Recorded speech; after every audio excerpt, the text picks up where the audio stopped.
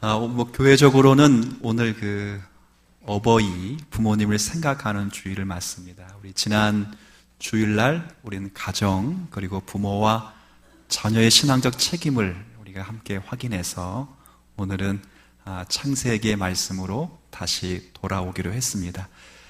미리 좀 광고를 드려야 여러분이 혼동이 없을 것 같아서 남정도 총회장님이 꼭 이렇게 강조해야 될 부분이 있다고 하셔서 다시 말씀드리면 이번 주 효도 관광이 있습니다. 근데 강조를 어디다 해야 되냐면 이번 주랍니다. 이번 주.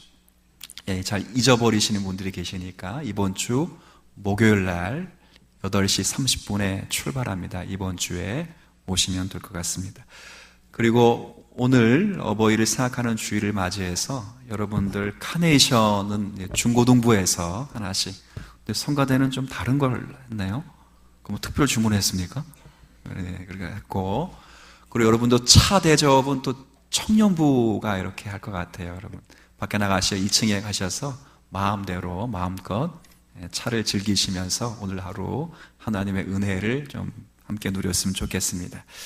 자, 오늘은 창세기 말씀을 돌아왔습니다. 오늘 본문은 어떤 내용이냐면 아브라함이 조카 롯과 분가하는 내용입니다.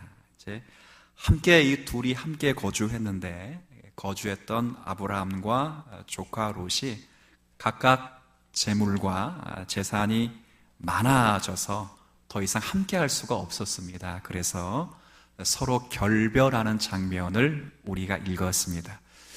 이 과정에서 조카에게 먼저 좋은 곳을 차지하게끔 양보했던 아브라함의 관대함과 그리고 물질적인 안정에 우선적인 초점을 맞춘 조카 롯의 잘못된 선택이 아주 뚜렷하게 대조되어서 설명되고 있습니다. 우리가 잘 알고 있는 말씀이죠. 내가 좌하면 나는 우하고 네가 우하면 나는 좌하리라 한 말씀은 우리 신앙인들에게 굉장히 유명한 말씀으로 알고 있습니다. 하지만 아브라함의 이런 양보는 쉬운 것이 아닙니다. 그냥 마음 좋은 삼촌이 조카를 향해서 넉넉한 배려심을 베풀었다, 그렇게 볼 수 있는 문제가 결코 아닙니다. 왜냐하면 조카 롯이 선택한 그 땅하고 아브라함이 나중에 이렇게 받게 되는 그 땅하고는 질적으로 큰 차이가 있기 때문에 그렇습니다. 우리가 읽게 된 우리 10절의 말씀에 이렇게 됩니다. 아브라함이 9절에 그랬죠. 네가 좌하면 나 우하고 네가 우하면 나 좌할 것이다. 그러니까 이제 롯이 이제 바로 선택을 한다. 10절에 이렇게 되어 있어요. 이에 롯이 눈을 들어 요단 지역을 바라본즉 소알까지 온 땅에 물이 넉넉하다. 그렇죠? 사람이 살려면 수많은 가축을 먹이려면 물이 넉넉해야 됩니다. 그런 땅을 조카 롯이 선택을 했습니다. 그리고 여호와께서도 소돔과 고모라를 멸하시기 전이었기 때문에 그곳은 여호와의 동산 같았습니다. 여호와의 동산은 에덴 동산을 가리키는 표현이죠. 얼마나 멋있고 아름다웠겠습니까? 그리고 똑같이 세상 나라와 견준다면 그 땅은 애굽 땅 같았더라. 이 애굽이 왜 이렇게 좋은 땅으로 강조되냐면 애굽에는 큰 물줄기 하나가 있습니다. 나일강이라는 물줄기가 있는데 이 나일강이 있는 동안에는 애굽에는 가뭄이 없습니다. 정말 요셉의 총리가 될 때, 요셉이 총리가 되어서 7년 동안 가뭄이 있었다는 것은 하나님의 특별하신 간섭 때문에 그런 것이지 이 애굽에는 결코 가뭄과 기근이라는 것이 없습니다. 나일강 때문에 그랬습니다. 굉장히 좋은 땅이죠. 그걸 탁 선택합니다. 그리고 11절에 함께 읽어볼까요? 그러므로 롯이 요단 온 지역을 택하고 동으로 ом기니 그들이 서로 떠난지라. 자, 그러면 아브라함이 갖게 되는 땅은 어딘가? 그 아브라함이 갖게 되는 땅은 18절에 나와 있습니다. 18절 뒷부분에 있는데요. 함께 제가 좀 읽어 드릴게요. 이에 아브라함이 장막을 옮겼습니다. 떠날 수밖에 없죠. 아브라함도 헤브론에 있는 마몰의 상수리 수풀에 이르러 거주하며 거기서 여호와를 위하여 제단을 쌓았더라. 이거 어디냐면 헤브론입니다. 많이 들어봤죠? 이미지는 좋아요, 안 좋아요? 헤브론 그러면 굉장히 좋은데 이때만 해도 좋은 땅이 아닙니다. 여호수아가 이제 들어가기 직전에 모세로 하여금 다 이제 땅을 이제 분배하게 될 때 이거 많이 불러본 곳이에요. 노래 속에서 혹시 이런 노래 아세요? 이 산지를 내게 주소서. 이 노래. 이 산지가 어디예요? 헤브론이. 산이에요, 산. 평균 높이가 1000m가 되는 산지라고요.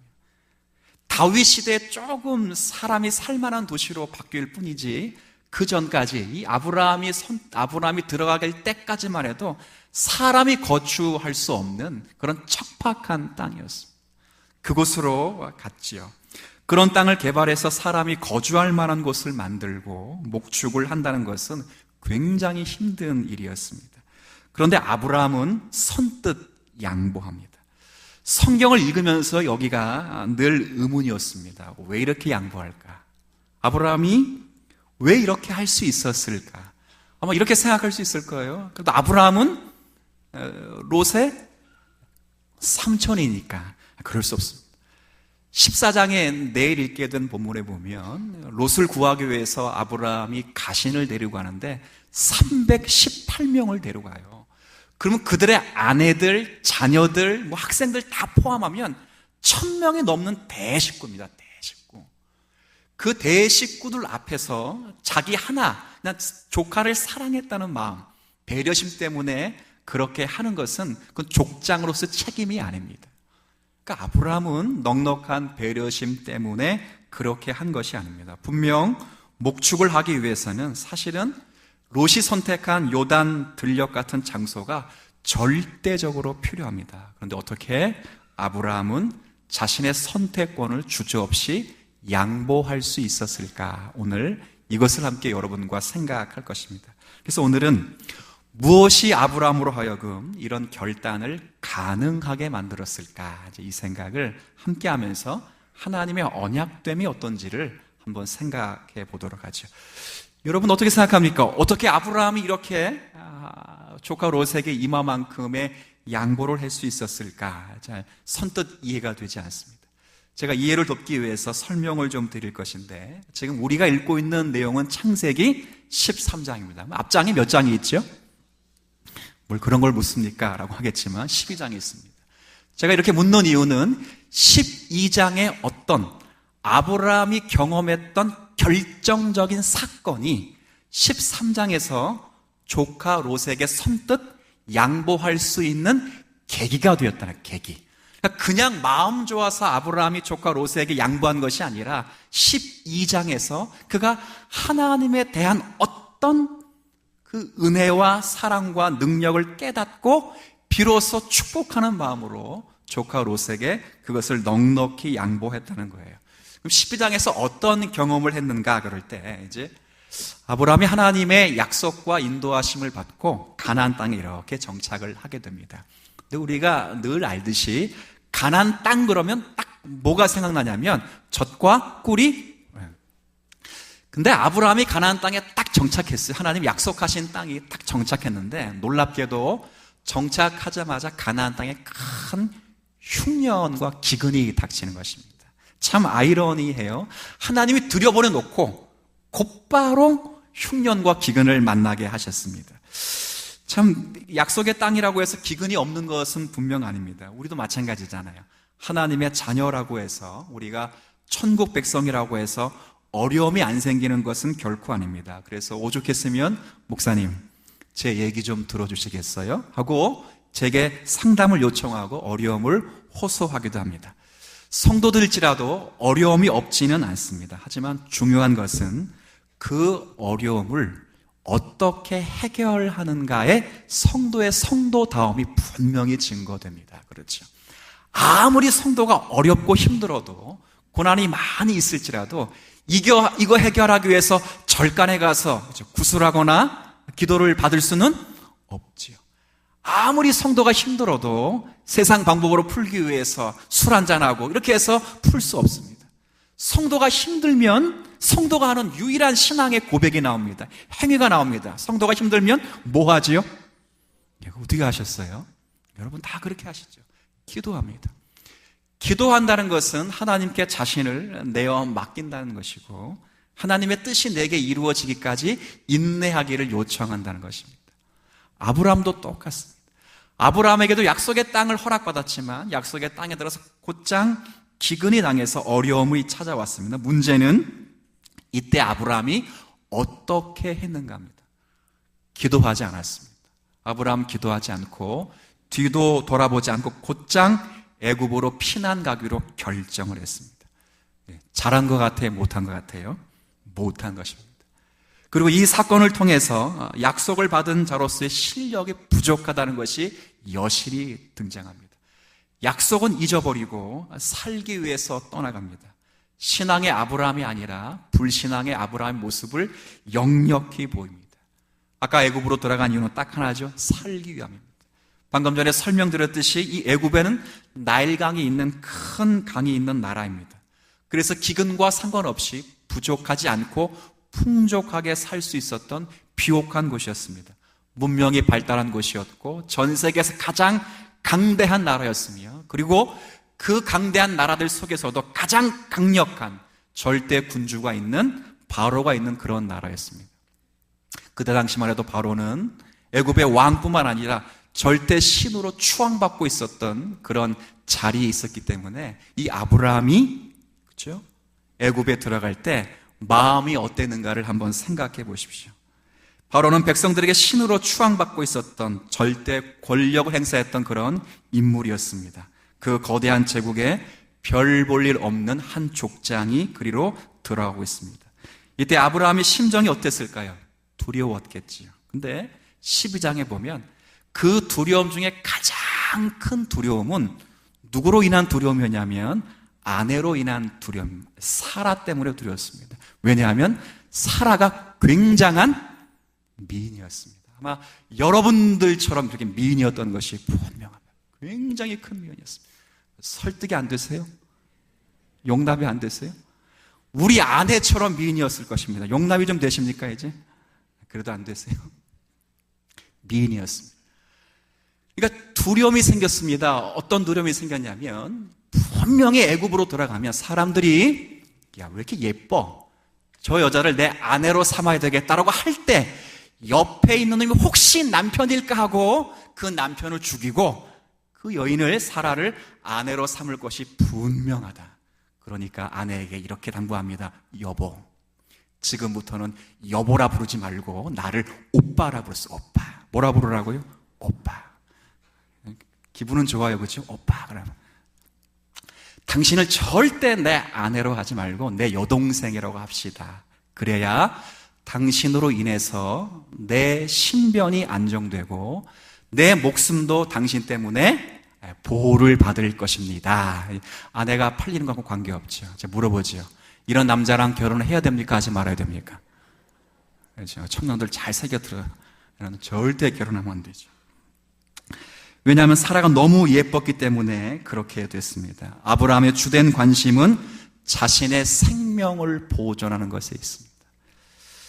사실 약속을 받은 사람치고는 너무도 나약한 모습을 지금 보여주고 있습니다. 그는 정말 큰 약속을 받았습니다. 창세기 12장 3절에서 내가 너로 큰 민족을 이루고 내가 너에게 복을 주어 너의 이름을 창대케 하며 내가 너로 하여금 복의 근원 즉 복이 되게 할 것이다. 큰 약속을 받았죠. 세 가지 약속을 받습니다. 내가 너로 큰 민족을 이루리라. 내가 너의 이름을 창대하게 하리라. 내가 너를 복의 근원이 되게 하리라. 아브라함은 그 큰 약속을 받았음에도 불구하고 그 약속을 받은 자답게 살지를 못합니다. 어쩌면 이런 생각을 했을 것입니다. 보세요. 내가 너로 할 때 너가 누구예요? 너가 아브라함이죠. 그래서 하나님은 분명히 나를 통해서 큰 민족을 이루고 나의 이름을 창대케 하고 나를 통해서 복을 주실 것이다 말했지. 거기에 누구 이름은 언급되지 않았어요. 아내 이름은 언급되지 않았습니다. 그래서 아내를 그렇게 할 수밖에 없었던 이 아브라함의 모자람과 부족함이 여기에 등장합니다. 그래서 이런 결정을 내리고 들어갑니다. 왜요? 자기가 살아야 하니까. 일단 아브라함의 거짓말은 성공한 것처럼 보입니다. 정말 애굽의 왕인 바로가 사라의 아름다움을 보고 그녀를 아내로 삼았습니다. 그리고 아브라함은 오빠였기 때문에 그의 생명은 보존되었습니다. 아브라함 입장에서 보면 어쩌면 좋은 기회가 찾아왔습니다. 왜냐하면 이제 자기 여동생이었던 아내였던 사라를 그의 아내로 주었기 때문에 사실 말하면 자기의 매제가 누가 된 거예요? 그렇죠. 왕이 되었으니까 절대 권력을 가질 수 있었기 때문에 그렇습니다. 그럼 아브라함은 애굽에서 실력자로 살아갈 수 있기 때문에 아마 아브라함은 이런 마음을 가졌습니다. 여러분, 제가 이렇게 아브라함을 이야기하는 것은 여러분 성경 읽고 아브라함을 본받자 이런 이야기하면 결코 안 됩니다. 아브라함을 본받는 것이 아니라 아브라함을 정말 아브라함답게 열국의 아버지가 될 수 있는 자로 세우시는 하나님의 하나님 되심을 성경을 통해서 확인하셔야 되는 것입니다. 아브라함은 아무것도 아닙니다. 지금 보십시오. 자기의 생명만을 부지하기 위해서 아내를 팔아먹습니다. 아내를 팔아놓고도 자신이 애굽에서 실력자로 살아갈 수 있을 것이라 기대하며 그렇게 살아가고 있습니다. 그때 하나님은 즉각적으로 개입을 하십니다. 그리고 하나님께서 바로와 그의 집에 큰 재앙을 베풀어 내십니다. 성경에 자세한 설명이 없기 때문에 바로가 어떤 재앙을 받았는지는 알 수 없습니다. 그러나 분명히 바로가 인식했던 것은 이 재앙이 방금 전에 내가 아내로 맞이했던 사라 때문에 온 것이라는 것을 직감적으로 알 수 있었습니다. 저는 어릴 때 이 성경을 보면서 이해가 되지 않았습니다. 왜 그러냐면 바로는 사실은 전혀 모르고 결혼한 것입니다. 아내로 속인 아내를 누이로 속인 사람은 누구예요? 아브라함입니다. 사실 엄밀히 따지면 바로는 지금 속아서 결혼한 것입니다. 그렇죠? 그러면 정말 생각을 해보면 하나님이 바로에게 재앙을 내릴 것이 아니라 누구에게 내렸어요? 아브라함에게 내려야 될 것이 맞습니다. 근데 하나님은 그렇게 하시질 않습니다. 왜 그러실까? 그렇죠? 하나님은 약속의 자녀에게는 어떤 경우에도 벌을 내리시지 않는 분이신가? 오직 불신자들에게만 벌을 내리시는 그런 하나님이신가? 그렇지 않습니다. 하나님은 일반 법칙 가운데도 이 땅에 하나님의 생명들을 주관하실 때 하는 법칙이 있습니다. 운영하신 법칙이 뭐냐면 심은 대로 거두리라는 법칙과 행한 대로 갚아주신다는 법칙이 있습니다. 선을 행하면 하나님이 상을 베푸시고 악을 행하면 하나님이 여러분에게 벌을 주십니다. 근데 오늘 본문에서 하나님이 그렇게 하시질 않습니다. 왜요? 아브라함이 잘해서요? 아니, 그렇지 않습니다. 그렇게 하시지 않은 이유는 딱 하나입니다. 하나님의 약속이 위태로워질 위경에 있기 때문에, 지경에 있기 때문에 그렇습니다. 아브라함의 거짓말이 지금 중요한 것이 아니라 정말 중요한 것은 하나님의 약속이 매우 위태롭게 되었다는 것입니다. 이것은 하나님이 아브라함뿐 아니라 사라를 통해서 하나님의 나라를 이루어 가시기를 하나님은 원하셨습니다. 내가 너로 큰 민족을 이루게 하겠다 할 때 그 큰 민족이 아브라함뿐만 아니라 하나님의 계획은 아브라함과 누구와 함께? 사라와 함께입니다. 사라. 아브라함은 이걸 깨닫지 못했습니다. 그리고 이렇게 하실 수 있는 하나님이라는 생각을 하지 못했습니다. 그러나 하나님의 계획은 아브라함뿐만 아니라 아브라함과 함께 사라와 함께 큰 민족을 이루실 것이라는 계획을 가지고 있었습니다. 그러나 그 계획에 큰 위기가 처해왔습니다.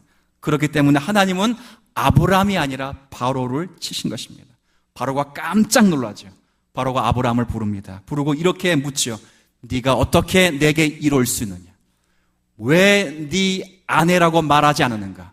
왜 그 아내를 누이라고 내게 속였는가? 세 가지를 묻습니다. 아브라함은 아무 말도 대답하지 못합니다. 그 당시 바로왕 앞에서 바로왕이 무엇을 하명하거나 물을 때 아무 말을 할 수 없으면 그 즉시에서 죽습니다. 그러나 아브라함은 죽지 않았습니다. 자신의 약속 속에서도 그것을 깨닫지 못했음에도 불구하고 아브라함은 하나님의 은혜 속에서 보존했습니다.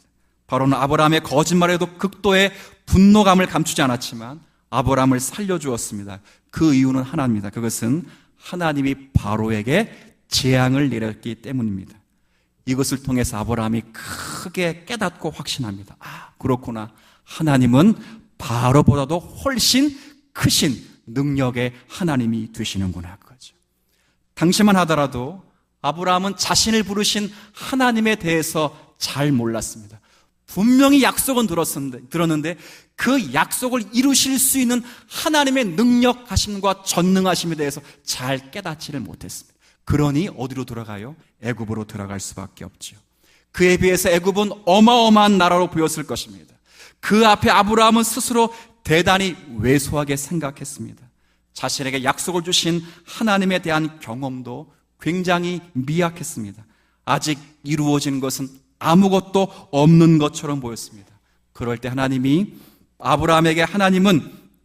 바로에게 재앙을 내리시고 사라를 보호하심으로써 자신의 능력이 얼마나 크고 위대하신지를 증거하는 것입니다. 그리고 아브라함은 깨닫습니다. 비록 자신이 실수로 인해서 벌어진 일이지만 바로 왕에 나타나신 하나님의 크고 위대하심, 그리고 모든 만사와 만물을 당신의 뜻대로 주관하실 수 있는 전능하신 하나님이 이 세상에서 가장 강력한 나라인 애굽의 왕조차도 무릎을 꿇으실 수 있는 전능하신 하나님이 되시는구나 깨달은 것입니다.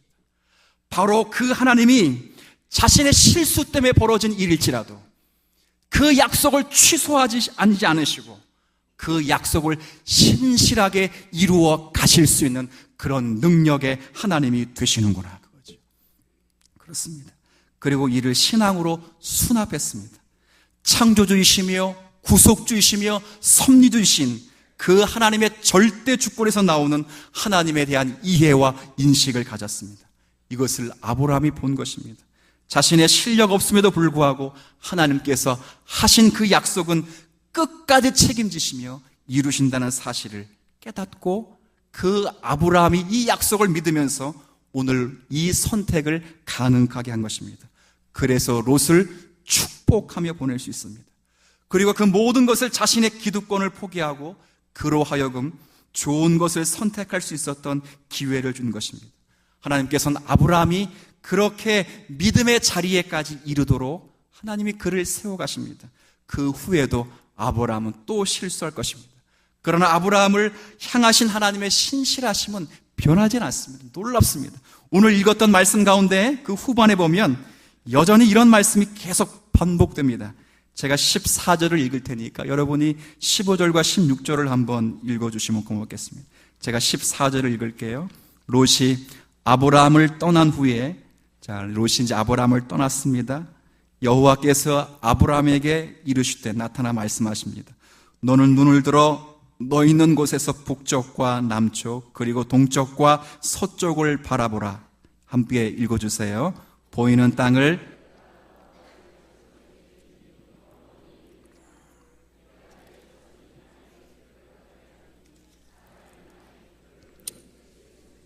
내 자손도 셀 것이다. 아멘.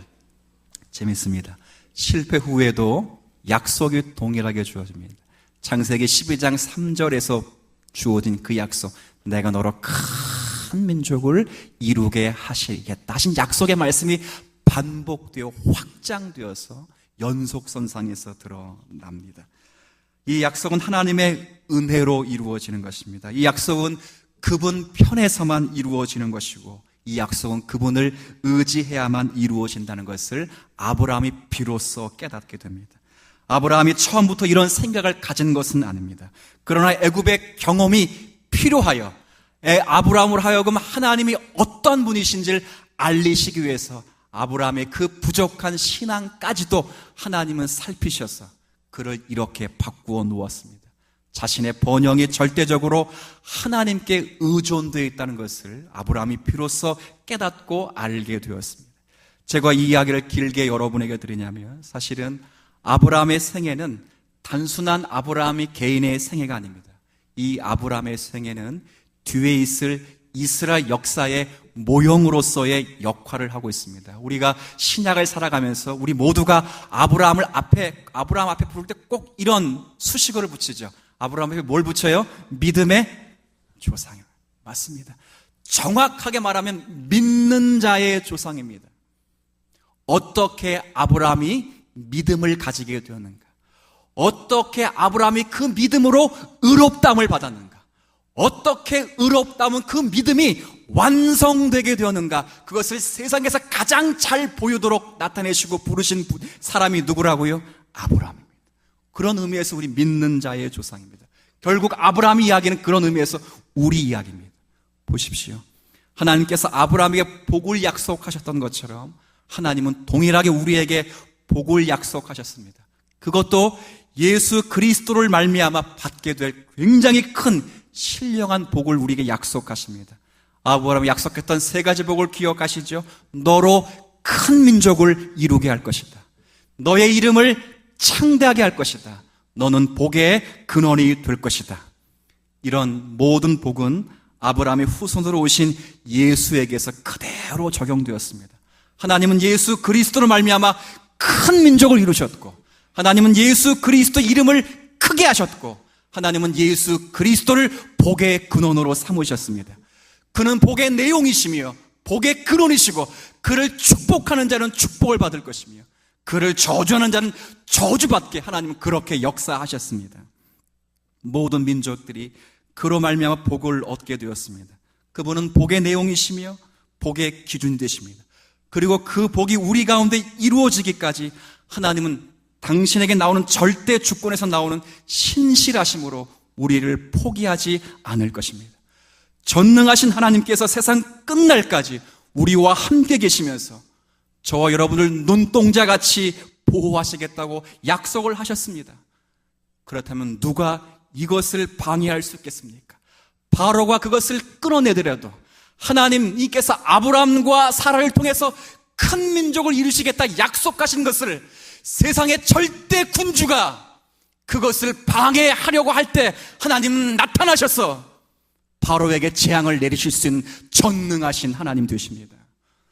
우리가 하나님께서 은혜를 받고 하나님의 자녀되고 예수 그리스도 안에서 믿음을 주시고 그 믿음으로 의롭다함을 만드시고 의롭다함 받은 저와 여러분이 믿음으로 완성될 자들이기에 그 자리에 어떤 방해, 세상의 절대 군주와 같은 세력이 우리를 방해할지라도 그것이 방해가 되지 않을 것입니다. 누가 우리를 하나님의 사랑에서 끊어낼 수 있겠습니까? 우리를 먼저 사랑하여 주셔서 아들을 내어주신 예수께서 우리를 과연 중도에 포기하실 수 있겠습니까? 그렇지 않습니다. 하나님의 사랑과 보호와 인도 속에서 우리의 현재와 우리의 미래는 절대적으로 안전하며 최후의 승리가 보장된 삶을 살아가고 있습니다. 그래서요, 우리 모든 성도는 현재의 상황과 삶이 대단히 궁핍하고 고난이 찾아오고 시련 가운데 있을지라도 항상 예, 그리고 항상 아멘으로 수납해야만 하는 당위성이 오늘 아브라함의 경험 속에서 나오는 것입니다. 지상에 존재하는 교회는 전투하는 현재적인 교회입니다. 그러나 눈을 들어 하늘을 보시면 승리하고 완전한 승리한 교회가 지금 분명히 존재하고 있습니다. 교회의 그리고 완성을 향해서 오늘도 현재 진행 중에 놓여 있지만, 그러나 기억하십시오. 여호와께서 너의 출입을 지금부터 영원까지 지켜내실 것입니다. 그래서요, 성도는요, 아브라함에게 하신 그 약속의 말씀을 믿고, 그리고 이 약속의 예수 그리스도 안에서 온전히 성취됨을 믿었기 때문에 멋지게 살아가셔야 됩니다. 멋지게요. 초대교회를 한번 잘 보세요. 사도행전 2장에 보면 초대교회 공동체의 굉장히 중요한 특징을 뭐라고 표현하냐면 유무상통이라 이렇게 표현해 놨습니다. 모두가 자기의 재산을 다 내어놓고 필요에 따라서 그것이 쓰여지기를 소홀했고, 개인적인 욕심이나 그리고 사람 간의 그 부의 경쟁으로 인해서 갈등을 하지 않았다는 것을 보입니다. 늘 모여서 기도했고, 그리고 모여서 찬송했고, 그리고 신령하고 좋은 일을 했습니다. 그래서 오늘날 많은 현대 교회에서 초대교회로 돌아가자 그렇게 말하죠. 그러나 중요한 것은 초대교회로 돌아가자라는 표현을 쓸 때 우리 재산을 다 팔아서 교회에 모여 살자 그런 의미가 아닙니다. 그것이 중요한 것이 아니라 그렇게 할 수밖에 없었던 그 이유, 예수 그리스도를 믿는 사람들이 믿지 않는 사람들과 결정적으로 다를 수밖에 없었던 그 이유, 그것이 무엇이냐 그거죠. 그건 다른 것이 아닙니다. 세상은 자신을 자기가 지켜야 합니다. 그리고 자신을 지키기 위해서 남을 해쳐서라도 자신의 소유를 확보해야 됩니다. 그러나 우린 그렇지 않습니다. 하나님을 믿는 사람들은 그런 삶을 살지 않습니다. 하나님을 믿는 사람이 모여서 기뻐하고 기도하고 찬송할 수 있는 것은 하나님을 인하여 만족하는 것이 세상을 따라 살면서 만족하고 확보하는 것보다 훨씬 높고 비교될 수 없는 은혜를 받았다는 것을 깨닫기 때문에 그렇습니다. 이것이요, 오늘날 교회의 책임과 성도의 자리가 이루어야 됩니다. 교회라고 해서, 성도라고 해서 우리의 인생을 살아가는 삶의 자리에서 현실적인 요구와 필요가 제한되거나 그렇게 면제되어 있지 않습니다. 오늘 여러분 예배 끝나고 나가면 2층에 가서 뭐 하시냐면 밥을 드실 것 같아요. 그렇죠? 먹어야 되고 그리고 그렇게 살아야 됩니다. 그런데 놀라운 것은 저도 밥을 먹어봤지만 밥 떨어지면 시험에 듭니다. 그렇죠? 저도 한번 경험했는데요. 제 순번이 아니라 제 앞에 순번인 것 같아요. 딱 들려고 하는데 밥이 딱 떨어지는 거야. 근데 얼마나 제가 서운해하고 시험에 드는지. 근데 물론 밥 떨어뜨리는 분들은 얼마나 오죽했겠어요. 근데 그분들 축복하면서 기도하는데도 밥을 못 먹었다는 억울함 때문에 시험들. 이게 사람이에요. 게다가 떡을 나눠주는데 누군 2개 주고 난 하나 주면, 저는 그런 바 아직 없었어요. 하나 주면 그 사람이 이완영 씨보다 더 얄미럽고 밉죠. 그죠? 이게 우리의 삶입니다. 우리는 그렇습니다. 먹어야 하고 이야기해야 되고 의논해야 되고 결정해야 되는 그런 사람들입니다. 그러나 그때 우리는 세상과 달라야 합니다. 다툼이 없어라 그런 말을 드리는 것이 아닙니다. 싸움이 없어야 된다 그런 말씀을 드리는 것이 아닙니다. 예수 믿으면 하나도 안 밉다, 나는 모든 사람이 다 사랑스럽다, 그런 이야기를 하는 것이 아닙니다. 그것을 어떻게 해결할 수 있느냐 그 말이죠. 어떻게 가능해요? 아브라함이 조카 롯에게 자기의 모든 기득권을 내어줄 수 있는 것은, 내가 이것을 포기할지라도 하나님의 약속은 살아있고 그 약속하신 분은 전능하시며 모든 우주와 창조의 모든 주인이 되시기에 반드시 무에서도 유를 창조해 내실 것을 믿었기 때문이죠. 여러분이 양보할 수 있고 넉넉히 살 수 있는 그 이유, 여러분을 그리스도 예수에서 구원하신 그 하나님이 지금도 살아계셔서 그리스도 예수 안에서 모든 은혜를 여러분에게 쏟아 부어 놓으시기 때문입니다. 그래서 자랑스럽습니다. 그래서 멋지게 살 수 있습니다. 그래서 양보할 수 있습니다. 하나님이 약속이 살아있고, 약속만 살아있는 게 아니에요. 아브라함은 왜 자기 목숨 연명했다고요? 사라에게 말한 게 아니고 누구에게 말했기 때문에 자기에게만. 그러니까 자기는 살아야 돼요. 이 말은 뭐예요? 그 약속 자신이 이루어보겠다는 거, 이루어보겠다 아니라 네가 이룰 것이 아니라 내가 이룰 것이다 그거예요. 너는 그 은혜를 넉넉히 누려 너를 통하여 하나님을 보고 너는 그 하나님의 상급으로 여기며 방패로 여기는 놀라운 복을 누려라 그거죠. 이게 우리 그냥 캠페인하는 것이 아닙니다. 좋은 마음 갖자 그런 이야기를 하는 것이 아닙니다. 하나님의 약속 안에 있습니다. 하나님은 믿을 만한 하나님이시며 하나님은 없는 것 가운데서도 역사하실 수 있는 하나님이라는 그 믿음 속에서 아브라함이 그 약속을 믿고 그것을 포기했던 것처럼 그 믿음이 우리를 하나님의 자녀답게 살게 하십니다. 아브라함을 통해서 일하신 하나님의 손길을 기억한다면 여러분을 통해서 하나님께서 일하시는 손길도 그와 방불하다는 것을 기억하십시오. 그래서 아브라함이 약속은 가장 먼저 하시고 가장 응답으로 늦게 주신 것, 여러분 이제 창세기 쭉 읽어보면 거의 아브라함이 딱 생애가 끝나는 시점에 딱 그에게 준 게 있죠. 뭘 줬어요? 아브라함이 그렇게 갖고 싶은 것, 그렇게 갖고 싶었던, 그렇죠, 아들. 그 아들 이삭의 이름이 뭐예요? 이삭의 이름 뜻이 뭐예요? 자, 해보세요. 우리나라에서는 카메라 찍을 때 뭐라고 하죠? 사진 찍을 때 뭐라고 불러요? 자, 김치, 그죠?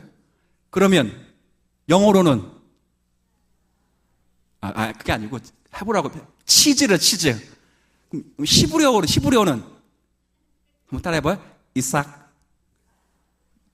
웃는 거예요. 아브라함은 받을 줄 몰랐어요. 그렇게 하실 줄 몰랐어요. 그러나 이삭을 주었어요. 근데 이삭보다 여러분은 더 훌륭하고 높은 것을 받았어요. 누굴 받았어요? 예수 그리스도를 받았어요. 얼마나 대단한 복입니까? 저와 여러분들이 하늘 위에 계신 하나님을 아버지라 부르고 예수 그리스도를 믿노라 고백하는 것이 얼마나 굉장한 축복인 줄 아셔야 합니다. 하나님께서 천지를 지으시고 그 아들을 보내신 능력과 사랑을 동원해서 여러분을 하나님께서 만족하시고 하나님의 영광에 찬송이 되는 그런 목적으로 여러분을 개입하시고 여러분에게 개입하신 그 개입을 시작하시고 약속하시고 믿음을 주시고 지금도 일하시고 함께 계시며 완성하시고 그를 통하여 찬송을 받아내실 것입니다. 이거 우리가 믿는 복입니다. 이런 은혜의 복을 우리가 한다면 세상에서 멋지게 신앙인답게 살아가시고 우리의 삶 속에서 그런 하나님이 나의 아버지가 되신다는 절대 은혜가 우리의 삶을 풍요롭게 만들 수 있는 오늘의 말씀이 되시기를 주의 이름으로 축원합니다. 하나님 아버지, 우리의 믿음으로 하나님의 절대 주권에서 나오는 그 신실하심을 온전히 의지하게 하여 주옵소서. 그리하여 그 복의 근원 되신 예수 그리스도를 통하여 받은 그 복과 생명을 우리의 믿음과 우리의 갖는 삶의 자리로 분명히 확인하며 증거할 수 있는 믿음의 성도들이 되게 하여 주옵소서. 아브라함이 자신의 실패와 실수를 인하여 뼈저리게 깨달았던 그 단 한 가지 사실, 하나님은 믿을 만한 분이시로구나. 하나님은 없는 것 가운데서도 역사하실 수 있는 그런 분이시로구나.